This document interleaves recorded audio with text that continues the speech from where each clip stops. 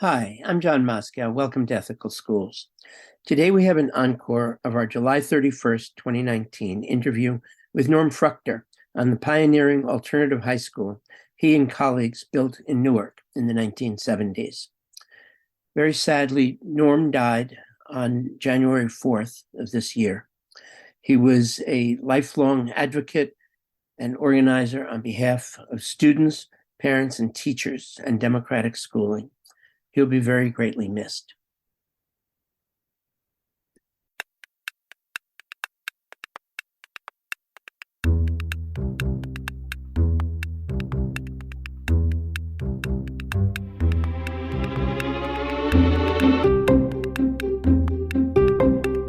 Hi, I'm Amy Halpern-Laff. And I'm John Moscow. Welcome to Ethical Schools, where we discuss strategies for creating inclusive and equitable schools and youth programs that help students to develop both commitment and capacity to build ethical institutions. Our guest today is Norm Fruchter. Norm is Senior Consultant for Research and Policy at NYU's Metro Center for Research on Equity and the Transformation of Schools. He was a Senior Scholar at the Annenberg Institute for School Reform, a founder director of NYU's Institute for Education and Social Policy, and the Aaron Diamond Foundation's educational grantmaker. He directed an alternative high school in Newark for students who had left school without graduating and served 10 years on the Community School Board 15 in Brooklyn.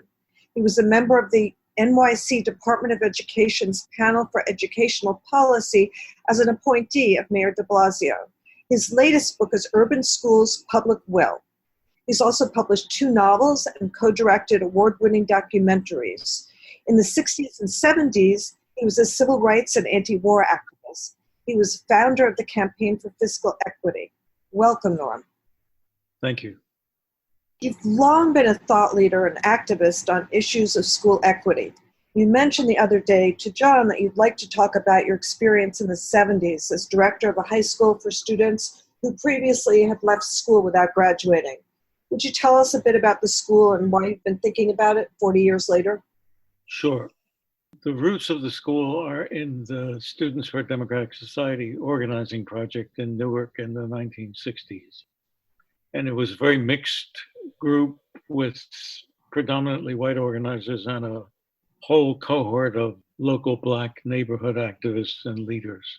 And after the 67 Newark uprising, it became increasingly difficult for whites to try to organize in Newark. So the cohort of organizers who'd been there at this point for almost a decade moved into the immigrant basin of Newark, which was called the Ironbound because it was surrounded by railroad tracks, and began to do youth organizing in the Ironbound with, again, a very diverse group of youth. And after 2 neighborhood youth centers and a number of years, we had a cohort of 18 to 23-year-olds, most of whom had dropped out of high school, the local high school in the East Ward of Newark. But all of them wanted to get a high school degree, and with differing amounts of enthusiasm, the education that went with that. But they didn't want to go back to their neighborhood high school or any Newark high school. And this were the years, this is the early 70s when alternative high schools were cropping up all around the country. And I think there had been a TV program about them. And so these young people wanted to know if we could help them start an alternative high school. And we investigated and found that the requirements of the Education Department of the state of New Jersey for an independent, nonprofit-run free high school were very minimal. You had to teach New Jersey history, or you had to teach American history, and you had to teach physical education, and that was it. So we started Independence High School in the East Ward of Newark, New Jersey, I think in the fall of 1971. We had about 35 students to begin with, most of them younger than 20, some of them not. Most of them working class whites with a small mix of Black students and a few Puerto Rican students. The Puerto Rican population and subsequently the Mexican population in Newark was just beginning to grow. We had money from an initial grant to buy a building in the East Ward of Newark, and we equipped it with rudimentary classrooms and began to teach a fairly pared down curriculum of English, math, social studies, and a bunch of electives. The school blossomed very quickly. We were never sure how people heard about us, but by the time we were in the second semester of the first year, we had about 50 students and increasing number of Black students. And again, Newark was still majority Black at that point. And by the time the second year started, we were up to about 80 students. We had had a number of contacts with, by then there was in I think 71, there was a Black mayor of Newark elected, and we were very close to a number of people in his administration, including the chief of police, who had been a sergeant in the areas of Newark that we organized in. And he called us up one day, us as the sort of trio of directors that I was part of, which got smaller and smaller as we went on. But originally there were three of us who were both teaching and directing the school. And police captain said to us that this was under the Nixon administration, there was a law enforcement assistance administration in the Department of Justice. And one of its focuses was youth violence, youth incarceration, and it would fund programs that would reduce that. And police captain said to us, I think that your alternative high school might be eligible for grants as something that reduces youth incarceration. And what you would have to do is you would have to have at least half of your population with previous arrest records. And we would track through Social Security numbers, we would track all your enrollees and see whether they were subsequently arrested and what your recidivism rate was. And if you could keep it somewhere below 15%, we would think of you as an effective alternative. So our way of governing the school at this point was with an all-school meeting. We were at this was our second or third year. We were about 80 students, and they all could fit in one of our big assembly rooms. So we called an all-school meeting and explained the opportunity, and then they asked how many people had previous arrest records, and almost every hand in the room went up. So we were off and running. Question on that. I mean, you mentioned the Newark uprising, which of course was an immediate inciting incident, was in fact obviously involved the police. And then Kenneth Gibson was elected as the first Black mayor. The police force, I believe, was still overwhelmingly white, and there was still huge tensions. So I'm just curious that obviously the chief of police at that point was sympathetic. Did you end up with issues with the police force sort of at the levels underneath him, or in general, was it a more or less collaborative relationship? The police captain was obviously Black. And I think there was a commitment from the very beginning to change the nature of the racial composition of the police force as quickly as possible. I'm not sure how quickly that happened, but certainly in terms of the way that the police department dealt with the school, there was no tension at all. The police captain must have put out the word that, I mean, they didn't give us a break in terms of not arresting our kids if they were apprehended in the pursuit of whatever might be arrestable grounds. But actually, we kept our recidivism rate, our rearrest rate under 6% for all the years that we were operating under an LEA grant. So his instinct was a good one. Right. Do you have a sense of what most of the students went on to do after they graduated from the school? We hoped to send a certain percentage of students to college, and we did. We got all our students that we could to take the SATs. There were some surprises, but there were also some horrible results. We didn't prepare for it very well, and we paid, or our students paid the price for that. But we convinced a certain percentage of students of the graduating class. I'd say the graduating classes were very small, right? They were 10, 12 at the most, and we would persuade half or more to apply to college. And they all got to college, but many of them started out and didn't continue, which was a great regret for us. The people who went away to college all came back home. The people who went to local colleges, I think it was still a huge culture shock for them. And they were, for the most part, uncomfortable and didn't persist. I don't think it was, for some students, it was the academic challenge that was too much. But for most students, I think it was the cultural challenge that was the breaker rather than the academic challenge. Could you expand on that a little? What was it at the schools that was so challenging for them? Well, with the possible exception of Essex County College, where I think that most of our students would have fit in, the four-year colleges that they tried to go to, most of the students came from better high schools and had a more consistent academic preparation than ours did. But mostly it was the range of references, the vocabularies, none of our kids had been away from home at all until they went to college. None of our kids had been basically out of Newark until they went to college. And family ties were very strong, and it was just too much. So everybody who didn't go to college, everybody went to work. There was, I should say this just as a parenthesis, there's a very heavy drug culture. And there was a lot of heroin among our student body. We policed that. That's the wrong word to use. We fought against that the best we could, and we had a number of ways of trying to deal with it. But we lost a certain number of students to overdoses.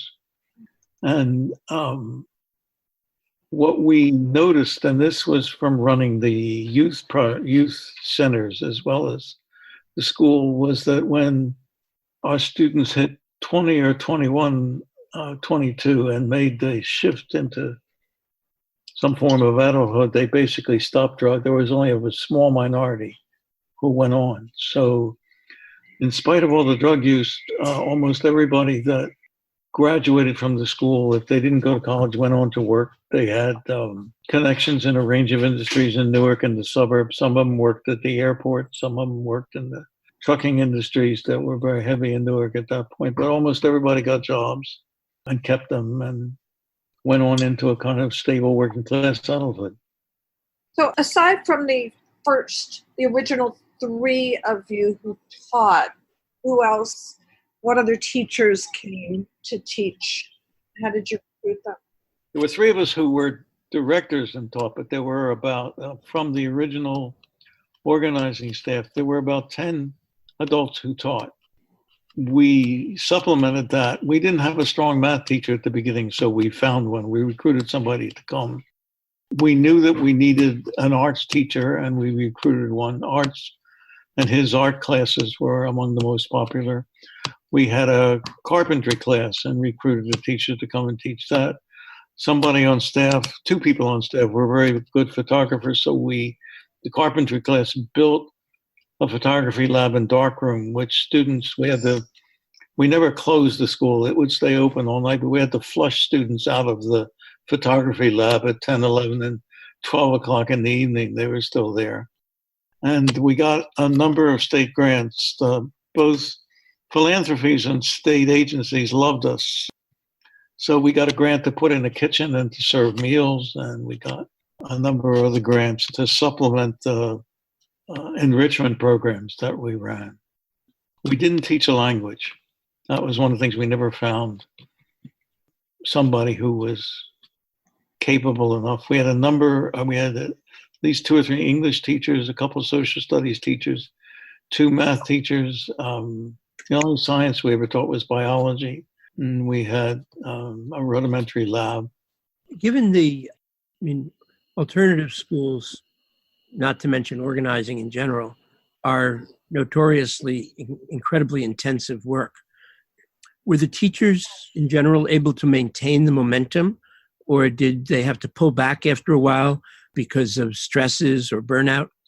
And how long did the school run for? How many years? I was there for about 7 years, and the school went on and became primarily a special ed school serving Newark students that the education department didn't have the facilities or the programs to serve them. And it went on into the 21st century, and it may well still be there. I've never checked. Wow. It went on for a long time. And it gradually lost its alternative focus and became, well, I don't know if that's true or fair. I don't really know. I just know that the majority of its students were students with disabilities after, say, the first decade of the school.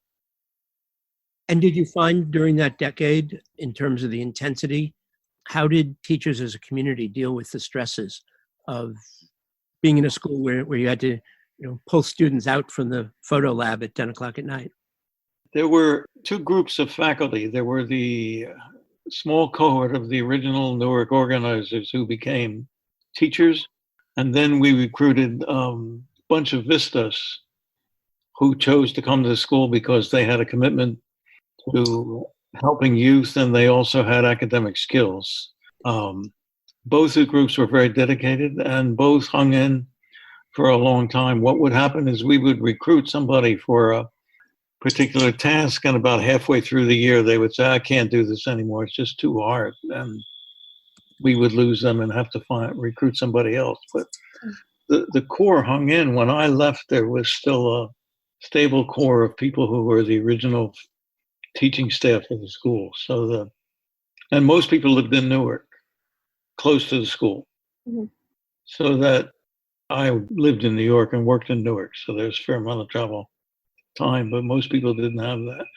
I would say that the particular stresses of doing an alternative school and staying incredibly close to your students and being able to intervene whenever you thought they needed intervention was mitigated by the commitment of both the older and younger faculties. I should say one other thing. We closed the school once a month in the first semester and once a month in the second semester.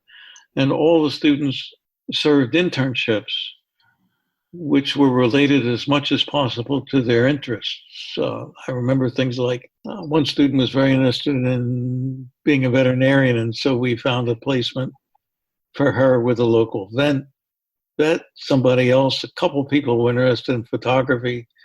So we tailored the internships to what the interests of the students were. And then we had faculty who concentrated on finding placements for students. And we paid a stipend to students, which was decent at that point. I can't remember what it was. So they spent 2 months a year in internships that hopefully were related to their interests and what they were thinking about. And we had some duds, but we had some really interesting internships with theater groups and music groups and a bunch of other placements. And that gave the regular faculty essentially were the liaison for particular groups of students to the internships and visited them once a week and talked with the intern mentors at the site. So that we had some kind of quality control over what the experience was that the students were gaining. That sounds somewhat similar to things like today, for example, with Summer Youth Employment Program, or in New York City, the Work, Learn, Grow program, where they're integrating summer youth employment more with the school year. From your experience, does that sound as though it was somewhat similar? Yeah, the only difference was it was within the school year rather than summer. Yeah, the city actually is starting to do that. Just in the last year or so, they've been putting out requests for proposals based on starting during the school year instead of having it just being during the summer. Right. So, Norm, a lot of the high school educators we speak with are dealing with conflict resolution as a major theme. There must have been some conflicts at that time, and I guess that's before the trend of restorative justice. How did you deal with it? Well, I was surprised that there was not a lot of inter-student conflict in the school, and there was not a lot of racial conflict. What there was, and our instinct, we never really caught the people doing it, but there was a persistent amount of stealing. We thought it was a very small group, but no matter how hard they tried, students would leave a pocketbook or whatever, a knapsack, and somebody would go through it and take the wallet or money or whatever. And we would call an all-school meeting and try to flush out the person who did it. And we had a small group of suspects, but we never could get them to come forward, and we never actually caught them. And that, I mean, we had a very intense school culture, which the students really built more than the staff, I think, though the staff certainly supported it. We also had a very intense series of therapy groups run by one or more of the faculty that were looped into the school day. That made a difference. Remember that, a lot of our students were heavy drug users and had been through a number of therapeutic drug programs and stuff like that. And so the culture was a very youth solidarity culture. There was a lot of support among young people themselves. There was we never made it coherent, but there was a code of how you should treat each other, and especially how young men and women should treat each other. This was, again, the early days of the feminist movement. And I wouldn't claim that the faculty built the culture. I think the students, but I think it was one of the first places that this group of young people could actually set the norms for how they wanted to interact with each other. I mean, there was a fair amount of alienation from parents. Our first graduation, we had a huge fight with the students because they didn't want us to invite their parents. And we won that one, but it was close. They at one point said that if we invited the parents, they wouldn't come. Students wouldn't come. So it sounds as though, what I'm hearing is very exciting and very relevant to today, because what it sounds like is that even though your students were students who basically had been failed by the traditional education system, many of them had been arrested, presumably were very skeptical about most forms of authority, but that they chose to come, whether just totally voluntarily or because if there were any kind of pressures on them to come, and that you and the students were able to create an environment which overrode all of those things, and where students and faculty were able to create solidarity of an institution, which meant that a lot of the stuff that tends to divide people, create fights, do all these different kinds of things, you were able to keep from happening within the school, which is obviously a lot of the kind of issues that, say, transfer schools, are dealing with right now and are trying to create the same kind of atmosphere. Yeah, I think that's right. A couple of other things that might or might not be relevant. Any point in the years that I was there, about 10% of the students were illiterate. They had never learned to read. And so we had a reading lab, which again had anywhere from 8 to 12 people, depending on the year, in which the Gattegno silent reading method was used by the particular teacher that we hired, who was a genius. And you would walk in and see her using a pointer, and kids, she never talked. She just used the pointer. That's why it was called a silent reading method. The kids would do all the talking. But the point at which a kid who had managed to either evade or somehow function with illiteracy not suddenly, because it took a while, but actually became, a reasonably fluent basic reader, was something that was a constant occurrence in the school. So there was for what you could think of as the kids who needed the school most, there was a bottom floor of achievement and accomplishment. And you could do that within a year. This woman could and did.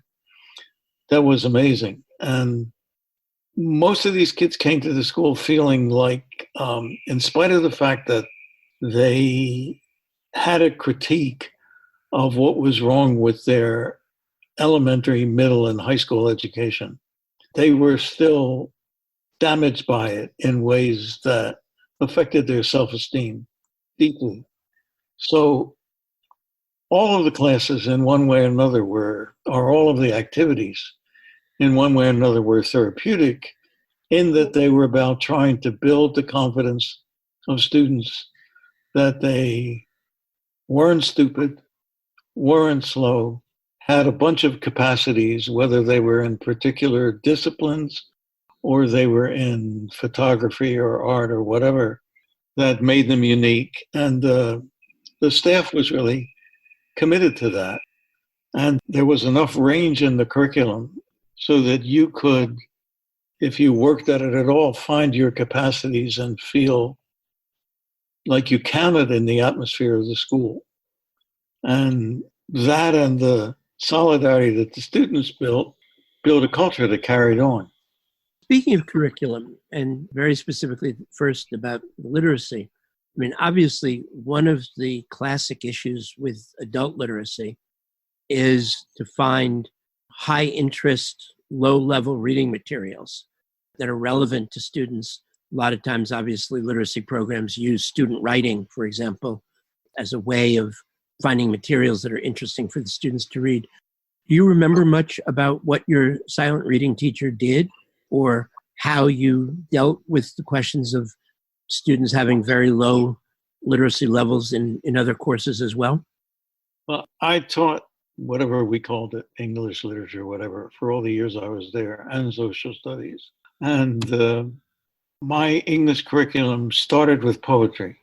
I spent a lot of time reading contemporary anthologies and building a base of the literature that we used that was essentially, a good way to describe this. I certainly remember the anthologies I used. It was open, plain song American poetry. There was never a poem I used that had a vocabulary or a diction that students could have said, I don't understand this. I can't read it. And we would read aloud. At that point, this is all pre-computer. So the poem would go up on the board, on the blackboard. Students would take turns reading it, and then we would wrestle our way through what was this about. And after a certain period of time, students would write their own poetry. We published a couple of magazines of mostly poetry. We did poetry because it was rather than prose, rather than fiction, because you can encompass a poem that you can put on the board in a relatively brief period of time. Fiction would have taken us much longer, but I remember that as we went along, we graduated to novels. And the last years that I taught, we read a number of novels, and I picked novels that had been made into films so that we could watch the film after we saw and digested the novel. But the literature course that at least I did, and I did a lot of literature, started with poetry and deceptively simple poetry. And how about the other teachers? How did they make the curriculum digestible to these kids who had been failed in other schools? I don't know I never spent enough time in the math classes to understand what the math teachers did. And of course, the students had a very jagged background in terms of math. And not sure that anybody had done algebra at that point, which was a gatekeeping course for high school. The social studies we used a lot of films. It was essentially an approach that started from how you thought about your family background, family history, and we would try to approach the idea of your culture, how you think about yourself as fitting into. And because we had a bunch of different cultures in the room, it opened up differences that were discussable. And then we would use films to try to elaborate on that. We watched a lot of films. There was a film that was particularly a favorite of the kids. It was a film about a bunch of high school students in a rich suburb of St. Louis called Webster Groves. It was called 16 in Webster Groves, and it was about these were students who were about to go on to college, and they had a remarkably unlayered notion of what they were about to go into and inherit. And the film didn't like the kids for the most part, or where they were headed. And my students didn't like them at all. And it was just a very enjoyable film to watch because the kids were so blinkered. And we used documentaries a lot in the social studies classes. How does your experience in Newark inform your work on school policy now? And over the last 40 to 50 years. Well, I spent a lot of time in high school reform as funding it as a foundation education officer and as part of a number of organizations, institutions trying to contribute to high school reform and with various foundation funded efforts across the country. And for me, the experience of Independence High School was always a bedrock. It was nothing that could be easily duplicated. But for instance, one of the things I pushed for very hard in each of the places I was in was some kind of what came to be called advisories, teacher, student groups that were intermediaries to the academic experience and places where students could actually try to process what they were working through and what the tensions were, whether they were student-student tensions, student-teacher tensions, student-school administration tensions. What that high school taught me was that every bit of, I don't know how to say it, you needed everything that you could do to blunt the edges of the institutional relationships that most schools impose on students. And ours was ideal because we didn't have any district intermediary to deal with. We were an independent high school, not part of the city of Newark. So we didn't have to do anything that we didn't want to do in the way of discipline or uniformity or bureaucratic organization or anything like that. And all the high schools I dealt with subsequently had a huge overlay of bureaucratic impress. So a lot of what I tried to do in the high school interventions that we did was to make the high school less of a blunt force imposing itself on students and trying to move towards a culture of, if not cooperation, at least relative openness. What we're finding is in a lot of alternative schools and out-of-school programs, it's sort of all about the relationships and the relationships among the adults in an institution, as well as the relationships between the adults and the students seem to make a tremendous amount of difference. Did you find that? Well, our school is all about relationships. And the staff student often, it's an old cliche, but often in many classes, especially if the teachers were younger, you would have had a difficulty trying to figure out who the teacher was in many cases because of the nature of the relationship in the classes. And we were fortunate that we were always able to attract teachers who both had a disciplinary background but wanted to work with students in that way. It didn't have to rely on the formal authority of teachers as opposed to the informal authority that comes from both the way that you feel about students and the nature of the challenge that you want to set for them. But again, I think the most important constituent of the culture that the school built was what the students built. The teacher-student relationships was an incredibly important part of that, but the student-student relationships were really critical. What's your sense from what you've seen of transfer schools today, how much they are following similar kind of model to what you were doing? I don't think they are, but they have a lot of obstacles that we didn't have to contend with. Do you want to speak to that a little more? Well, we were smaller. there were always a core of students who knew each other outside the school, so that there were initial relationships that we could build on and that the students could build on. The school was absolutely not anonymous in any way or form. It would be difficult for a student who wanted to isolate themselves and just come and do whatever, come and do school, to function in that environment. And your sense is that today's transfer schools, by and large, that's not the case? Yeah, even the way students come in is probably not the same. I mean, I've been in a small number of them, and there are groups and cliques, but there are a lot of individual students who have a problem and a difficulty connecting, and that was not our problem. Do you think that school systems could, if the will were there, bring programs or schools such as what you were doing to scale? I think there were aspects of what we were doing you could bring to scale. Clearly, the advisories or other forms of, let's call it, student guidance, and the restorative justice stuff. I mean, we did an equivalent of that, trying to deal with the theft, which didn't work out, but brought people together around it. There was such a strong anti-theft norm that we were able to hold the thieving to a minimum because of that. And there were a bunch of other norms that were very useful that we stumbled into and then supported. I think that the internships really made a difference, and schools could certainly do that.